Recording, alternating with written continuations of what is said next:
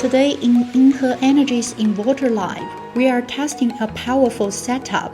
3 units 12 kW split-phase hybrid inverters operating in parallel to form a 3-phase system, seamlessly switching from on-grid to off-grid mode. The engineer activates the DC switch and configures the parallel connections, making the inverter A is connected with B, B with C, C with A. The inverter A is designated as the master unit with a single press of the one-click start button. The system transitions smoothly from standby to normal parallel operation. Then we apply a full 36 kW load to test the system stability under maximum demand.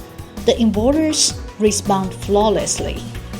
When we cut grid power, the system instantly and intelligently switches to solar and battery power, supplying the load without any interruption or voltage drop.